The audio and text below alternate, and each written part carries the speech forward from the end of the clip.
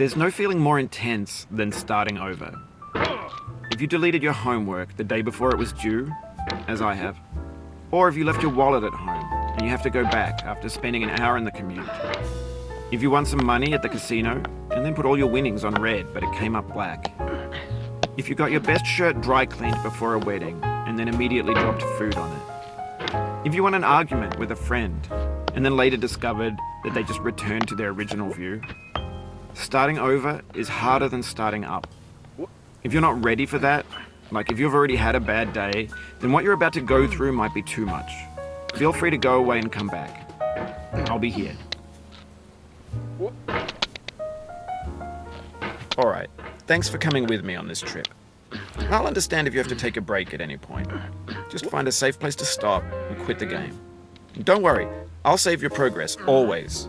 Even your mistakes. This game is a homage to a free game that came out in 2002, titled Sexy Hiking. The author of that game was Jazzuo, a mysterious Czech designer who was known at the time as the father of B games. And B games are rough assemblages of found objects. Designers slap them together very quickly and freely, and they're often too rough and unfriendly to gain much of a following. They're built more for the joy of building them than as polished products.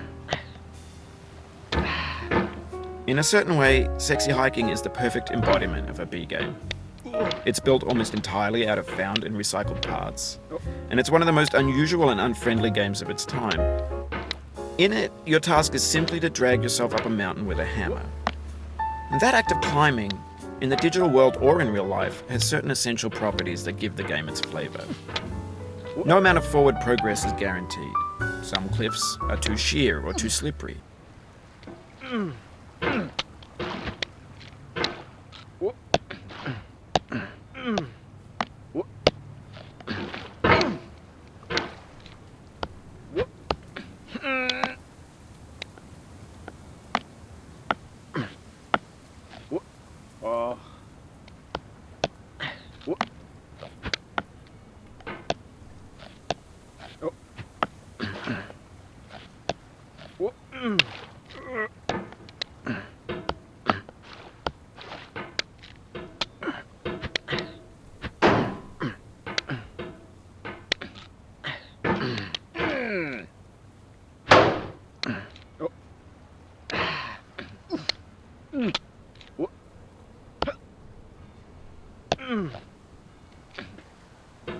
Anyway, when you start Sexy Hiking, you're standing next to this dead tree that blocks the way to the entire rest of the game.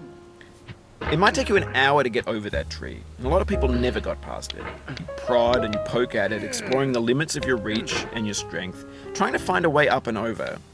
And there's a sense of truth in that lack of compromise. Most obstacles in video game worlds are fake. You can be completely confident in your ability to get through them once you have the correct method or the correct equipment or just by spending enough time. In that sense, every pixelated obstacle in Sexy Hiking is real. The obstacles in Sexy Hiking are unyielding, and that makes the game uniquely frustrating. But I'm not sure Jazzuo intended to make a frustrating game.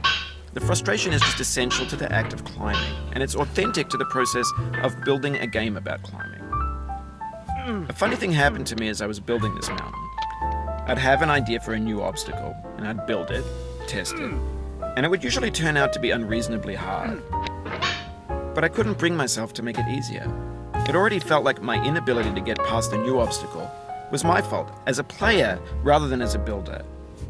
Imaginary mountains build themselves from our efforts to climb them, and it's our repeated attempts to reach the summit that turns those mountains into something real.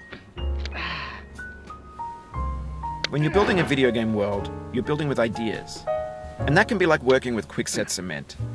You mold your ideas into a certain shape that can be played with, and in the process of playing with them, they begin to harden and set until they're immutable, like rock. And at that point, you can't change the world, not without breaking it into pieces and starting fresh with new ideas.